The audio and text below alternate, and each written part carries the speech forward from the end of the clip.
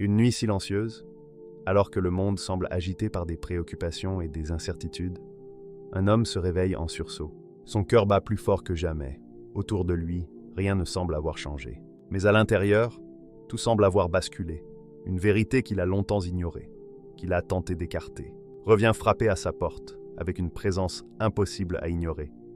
Et si ce qu'on lui raconte depuis des années pouvait contenir un enseignement profond, et si l'heure de sa prise de conscience était plus proche qu'il ne le croyait? Aujourd'hui, nous allons explorer ce que pourrait vivre le Mahdi, et surtout, le moment où il commencera à comprendre pleinement sa mission spirituelle. Mais avant de poursuivre ce voyage de guidance, rappelle-toi qu'Allah t'aime malgré tout ce que tu traverses aujourd'hui. Et il se peut que ta rencontre avec cette vidéo ait un sens particulier. Alors abonne-toi pour recevoir d'autres messages inspirants et partage ces enseignements autour de toi avec amour et respect. Si possible, indiquez en commentaire de quelle ville ou de quel pays tu nous regardes. Ta présence renforce cette belle communauté de foi, de paix et de bienveillance. Reste jusqu'à la fin de la vidéo, car ce message pourrait t'apporter guidance et sérénité. Le monde arrivera au bord du point de rupture. À mesure que les années passaient, un mot revenait sans cesse dans les conversations du quotidien. Crise. Au début, beaucoup y voyaient un simple cycle parmi d'autres, un tournant naturel dans le cours changeant de l'histoire humaine. Mais cette fois-ci, quelque chose paraissait différent. Les signes se multipliaient à une vitesse troublante, comme si la réalité elle-même vacillait sous une tension silencieuse. Les premières secousses furent d'ordre politique. Plusieurs régions connurent des tensions accrues, nourries par des désaccords anciens et par des ambitions nouvelles. Les alliances internationales se fragilisèrent. Des sociétés réputées stables devinrent soudain vulnérables, réagissant à la moindre étincelle. Dans les grandes capitales, chacun observait l'autre avec prudence.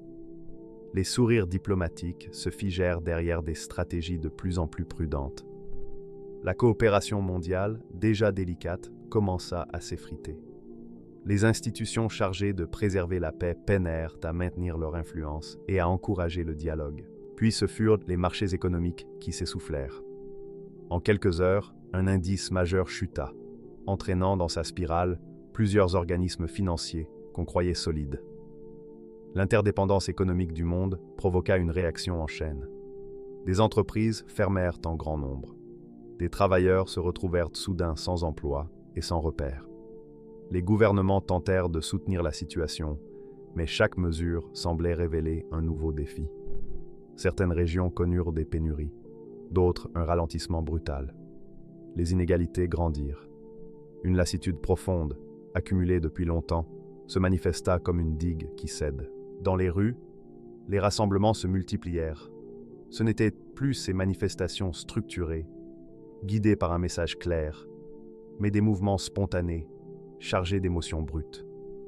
Les foules descendèrent dans les avenues, cherchant à exprimer leurs besoins de compréhension et de justice. Des heurts éclatèrent parfois, alimentés par la peur et la confusion. Les services de sécurité, débordés, réagirent parfois maladroitement, accentuant le malaise général. Et comme si cela ne suffisait pas, la planète elle-même donna l'impression de souffrir. Des sécheresses sévères transformèrent des terres fertiles en régions arides. Les océans grignotèrent des villages côtiers. Des tempêtes d'une intensité inhabituelle frappèrent des zones déjà fragilisées. Partout, la nature semblait rappeler à l'humanité sa responsabilité et la nécessité d'un retour à l'équilibre. Ce climat permanent de pression créa une atmosphère lourde, presque tangible. L'air semblait chargé d'une énergie étrange, comme avant une pluie violente. Beaucoup ressentaient intuitivement qu'un tournant s'annonçait. Les médias renforçaient cette impression en rapportant chaque jour un nouvel événement troublant. On aurait dit que la planète vivait une course contre elle-même, sans que personne ne saisisse vraiment l'enjeu profond. Pourtant, au milieu de ce tumulte mondial, loin des caméras et des débats, lui vivait une transformation intérieure. Il n'était ni dirigeant, ni stratège, ni personnalité connue. Il n'avait aucune influence particulière. À vrai dire, rien ne laissait penser que son existence pourrait un jour avoir un impact. Il n'était qu'un visage parmi des milliards, une silhouette parmi tant d'autres. Mais en lui, quelque chose se réveillait. Cela débuta par de légères sensations, presque invisible.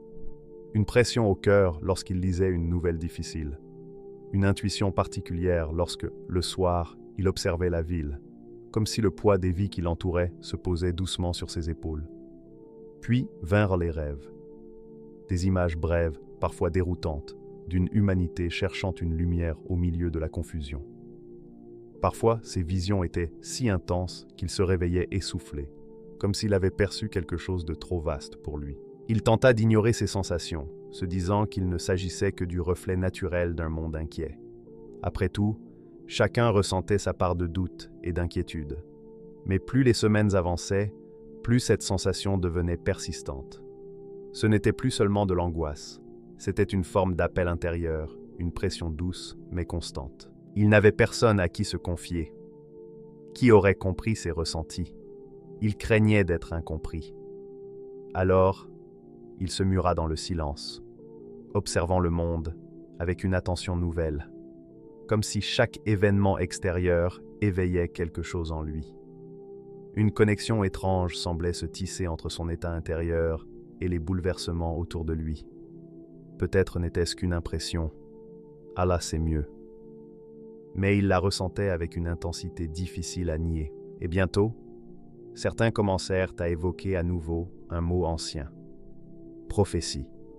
Ce terme réapparut dans des discussions spirituelles, dans de petits cercles de réflexion, dans des contenus où l'on méditait sur des signes possibles et sur la sagesse divine. Au début, peu y prêtèrent attention. Mais à mesure que les difficultés s'accumulaient, l'idée reprit forme. Certains y voyaient un rappel, d'autres une interprétation symbolique. Mais tous partageaient un sentiment. Quelque chose semblait se préparer. Lui ne connaissait pas encore ce rôle que certains commenceraient un jour à mentionner. Il ne réalisait pas que ce qu'il ressentait n'était peut-être pas seulement le reflet du chaos extérieur, mais un signal intérieur, discret et insistant. Et tandis que le monde se fragmentait, tandis que des millions de personnes cherchaient un sens aux épreuves qu'elles traversaient, lui avançait, sans s'en rendre compte, vers un moment où tout deviendrait plus clair. Il sentait confusément qu'une étape approchait, comme si une page invisible allait se tourner. Une vérité enfouie peut-être. Une mission qu'il ne comprenait pas encore, mais qui vibrait déjà quelque part en lui. Le monde approchait d'un point de rupture, et lui, dans le silence de ses pensées, se préparait sans le savoir à franchir un seuil. Une transformation intérieure impossible à cacher. Au milieu du tumulte du monde, il aurait pu se fondre dans la masse, devenir un visage parmi tant d'autres. Mais quelque chose en lui refusait désormais l'anonymat, non par ambition, ni par vanité, simplement parce qu'une transformation silencieuse s'insinuait dans son être, aussi certaine que l'aube qui se lève après la nuit. Au début, ce n'étaient que de brèves lueurs de lucidité.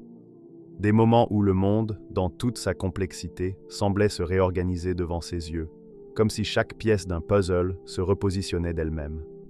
Ces instants le surprenaient, presque le déstabilisaient. Une conversation anodine, un geste, une expression révélait des intentions et des émotions cachées. Il percevait ce que les autres eux-mêmes n'avaient pas encore compris. Cette clarté ne venait ni de la réflexion, ni d'un raisonnement habituel. Elle surgissait, naturelle, comme si une conscience plus profonde observait au-delà de son esprit conscient. Il crut d'abord être simplement plus attentif à son environnement à cause du tumulte extérieur. Mais bientôt, il comprit que ce n'était pas lui qui voyait mieux. C'était le monde qui se révélait autrement à lui. Il commença à ressentir les émotions des autres avec intensité, non pas par simple empathie, mais comme un écho subtil, presque tangible. Un inconnu assis à côté de lui dans le métro lui transmettait involontairement sa fatigue ou sa tristesse. Une mère tenant la main de son enfant lui communiquait une chaleur douce, paisible. Ces sensations venaient à lui naturellement, sans qu'il ne cherche à les provoquer. Avec cette sensibilité nouvelle apparut une intuition profonde. Il pouvait discerner les conséquences possibles d'un événement, comprendre le sens derrière les actions et percevoir des réalités souvent invisibles. Là où d'autres voyaient un simple incident, lui percevaient un réseau de répercussions, d'enchaînements invisibles. Ce discernement donnait à ses pensées une précision qu'il n'aurait jamais cru possible. Et ce n'était que le début. Bientôt, ce changement intérieur devint perceptible dans sa posture, dans sa voix, dans ses gestes. Sa présence, autrefois discrète, se faisait plus dense. Sans chercher l'attention, il constatait que les regards se posaient sur lui plus longuement, non pas par curiosité, mais par une forme de reconnaissance silencieuse. Les gens disaient qu'il avait changé. Certains parlaient d'une aura plus calme, d'autres d'une intensité nouvelle. Mais tous partageaient la même impression. Il semblait présent d'une manière différente, comme si son esprit rayonnait doucement autour de lui. Cette transformation se reflétait surtout dans son regard. Il ignorait que ceux qui croisaient ses yeux percevaient quelque chose de particulier, une lumière intérieure, non flamboyante mais profonde, comme la trace d'une sagesse ancienne. Certains s'apaisaient simplement en le regardant. On lui confiait spontanément des pensées et des sentiments, comme si son simple regard ouvrait une porte à la sincérité et à la confiance. Cette lumière n'était pas un trait de caractère ordinaire. Elle émanait de lui naturellement, révélant une force longtemps contenue sous les couches de routine et d'habitude. Il tenta d'expliquer rationnellement ce changement, pensant qu'il s'agissait d'une maturation normale. Mais il comprit vite que son expérience dépassait une évolution ordinaire. Son esprit s'ouvrait à des perceptions nouvelles, formant un paysage intérieur riche et complexe. Il ressentait parfois un vertige, comme si une conscience plus vaste s'éveillait à l'arrière-plan. Elle observait le monde avec une sagesse qui semblait venir de quelque part au-delà de lui, mais familière, prête à guider son chemin. Les nuits devinrent des moments de découverte intérieure. Même en se réveillant fatigué, il conservait une certitude profonde, comme si son esprit avait reçu un message ou aperçu une vérité essentielle. Au fil du temps, cette transformation devint impossible à ignorer. Pour lui, comme pour ceux qui l'approchaient, sa présence portait une résonance particulière. Sa voix, ses mots, ses gestes semblaient s'ancrer dans l'esprit des autres avec douceur et gravité, invitant à la réflexion et à la sérénité. La frontière entre ce qu'il ressentait et ce que les autres percevaient s'estompa. Sa transformation n'était plus intime. Elle devenait visible. Et quelque part, au fond de lui, il comprit que cette révélation n'était pas un hasard, mais une étape nécessaire. Une étape préparant à accueillir quelque chose de plus vaste, ancien et lumineux, déjà présent en lui. Les savants sincères le reconnaîtront avant lui. Dans des cercles discrets, loin de l'agitation du monde, vivaient des hommes et des femmes dont la perception allait au-delà de ce que l'œil ordinaire pouvait discerner. Ils n'étaient pas seulement érudits, mais éveillés, des esprits attentifs aux signes subtils, capables de percevoir les mouvements de l'âme et les leçons que chaque événement pouvait offrir.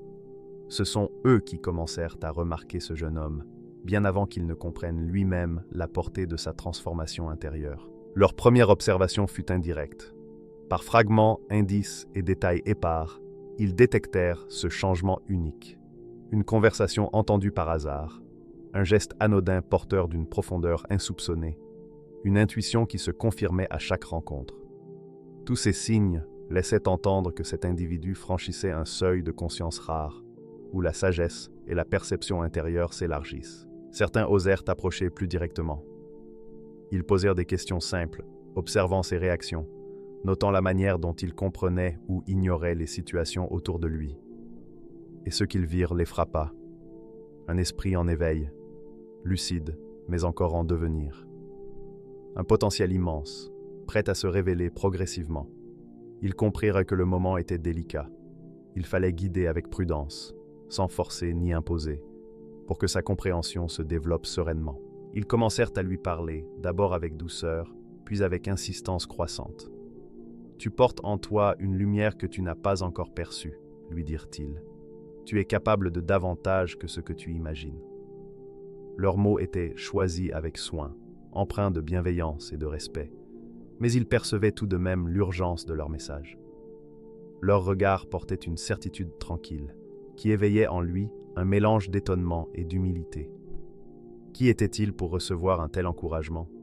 Qui était-il pour être reconnu avant même de se comprendre lui-même? Son hésitation ne venait pas de l'orgueil, mais de la peur naturelle de l'inconnu. L'ampleur de cette responsabilité intérieure le paralysait. Il doutait de sa capacité à accueillir pleinement cette lumière et à emporter la sagesse. Pourtant, les savants ne se décourageaient pas. Ils voyaient dans son doute non une faiblesse, mais un signe précieux. Seul un cœur conscient de ses limites pouvait accueillir une guidance véritable. Plus il résistait, plus sa lumière intérieure semblait se renforcer. Chaque hésitation, chaque retrait n'était pas un obstacle, mais un espace où la transformation pouvait se déployer avec douceur. Leur dialogue silencieux formait une danse subtile de patience et de persistance, semant des indices et des réflexions adaptées à son rythme. Cette phase, bien que délicate, était essentielle. La reconnaissance précoce par ceux qui voyaient la profondeur de son potentiel préparait le terrain pour que sa conscience s'éveille naturellement, sans être submergée par la pression ou l'urgence. Les savants sincères continuaient à l'accompagner avec foi et respect, observant et guidant avec discrétion. Et lui, dans son ignorance volontaire, persistait dans son hésitation, non par rébellion, mais par prudence et respect de son propre cheminement. Il savait au fond de lui que ce processus était nécessaire, un moment de préparation, avant que sa lumière intérieure ne se déploie pleinement et avec équilibre, au service de la sagesse et de la bienveillance. La nuit de réforme, l'instant qui change tout, viendra un moment unique, une nuit différente de toutes les autres. Une nuit de silence profond, où le monde extérieur semble s'effacer, laissant place à un espace intérieur où tout devient clair. Il ne sera pas seul, mais son accompagnement ne sera pas fait de voix humaine. Il ressentira une présence spirituelle subtile, un souffle invisible qui touche l'âme et éclaire le cœur. Cette nuit sera celle de la révélation intime. Une lumière intérieure soulèvera les voiles de l'incompréhension et dévoilera des vérités que personne d'autre ne pourrait percevoir. Ces voiles sont spirituels. Ils cachent la compréhension profonde de sa place, de sa mission et du rôle que chaque expérience de sa vie a préparé. Chaque découverte sera comme un fragment de ciel ouvert, une ouverture vers une conscience élargie, une clarté qui transcende le temps et l'espace. Il découvrira que son rang réel n'est pas un titre ou un pouvoir extérieur, mais un état de conscience, une place unique dans le vaste tissu de l'univers. Chaque épreuve, chaque hésitation, chaque choix prendra sens, comme si tout avait été orchestré pour préparer cet instant. La certitude de sa mission s'imposera avec une clarté absolue, dissipant l'ombre de tout doute. Cette lumière intérieure ne viendra pas de l'extérieur, mais comme une chaleur douce et persistante qui irradie de son cœur et imprègne chaque geste et chaque pensée. Elle dissoudra la peur et les questionnements et s'intégrera à son être de manière indélébile. Ce n'est pas une vision physique, mais une expérience intérieure totale. Son âme percevra la vérité et la compréhension dans chaque fibre de son être. Durant cette nuit, il vivra une communion intime avec son propre potentiel et sa vocation. Chaque pensée, émotion et souvenir s'alignera avec cette nouvelle conscience, jusqu'à ce qu'il se sente complet et en harmonie avec le flux de lumière et de connaissances. Il comprendra que le doute qu'il avait porté n'était qu'une étape nécessaire pour atteindre cette certitude. Le temps semblera s'étirer, chaque minute se dilatera. Il n'y aura ni avant ni après, seulement cet instant suspendu, saturé de présence et de compréhension. Le monde extérieur continuera peut-être à s'agiter, mais pour lui, tout sera différent. Il percevra l'essence des choses, la trame qui relie les êtres et la logique invisible qui soutient l'univers. Cette connaissance sera viscérale, intégrée à chaque cellule de son corps et de son esprit. La peur et l'incertitude qu'il avait connues deviendront un souvenir lointain. Chaque épreuve passée prendra enfin un sens. Elles l'ont préparé pour cet éveil. Le poids de sa responsabilité ne sera plus un fardeau, mais une force et une clarté guidant chacun de ses gestes et décisions. Les éléments de la nuit, même subtils, le vent, le bruissement des feuilles, les vibrations de l'air, sembleront participer à cette symphonie intérieure qui l'élève.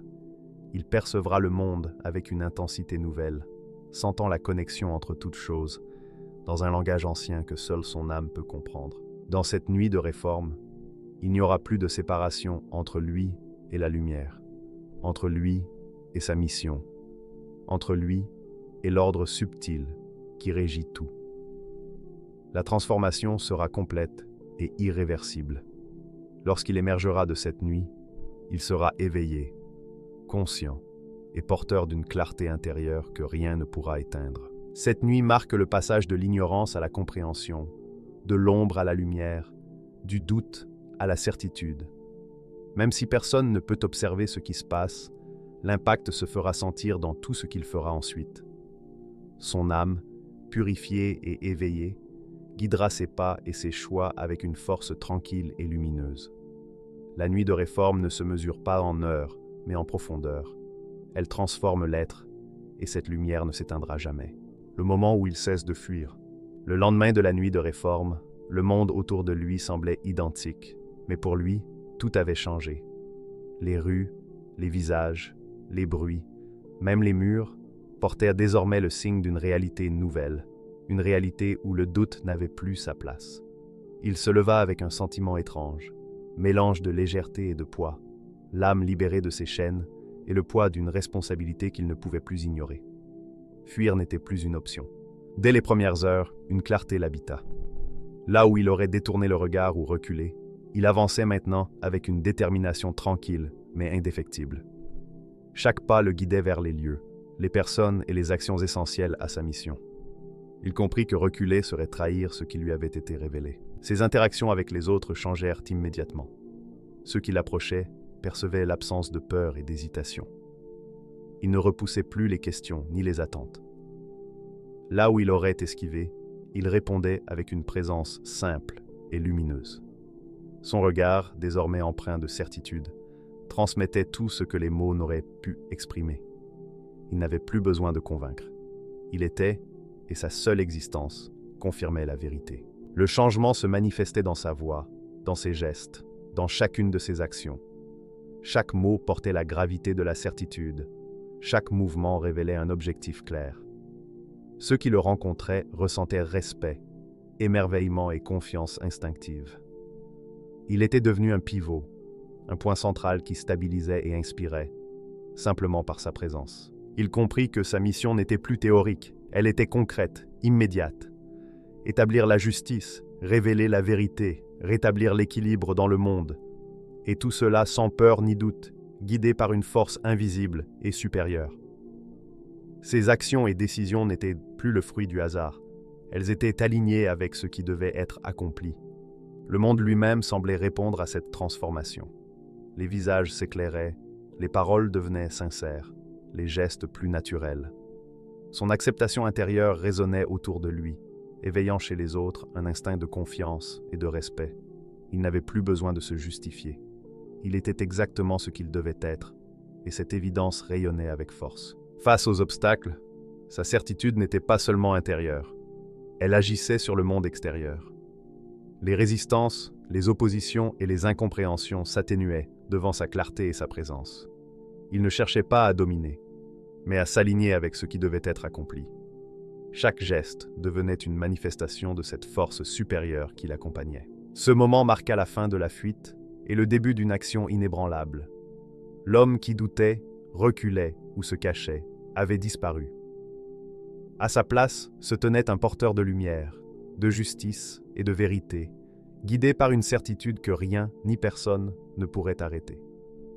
Il était enfin pleinement éveillé à sa destinée, prêt à marcher sur le chemin qu'il avait été choisi pour accomplir. Lorsque le Mahdi prendra pleinement conscience de son identité, ce ne sera ni un choix personnel, ni une ambition. Ce sera un appel divin, auquel personne ne peut échapper. Et si cette histoire nous touche aujourd'hui, ce n'est pas seulement pour comprendre le destin d'un homme, c'est pour nous rappeler quelque chose de plus profond.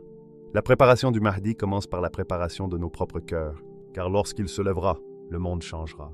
Mais la question qui reste, pour chacun de nous, est simple et essentielle. Serons-nous prêts à changer avec lui ?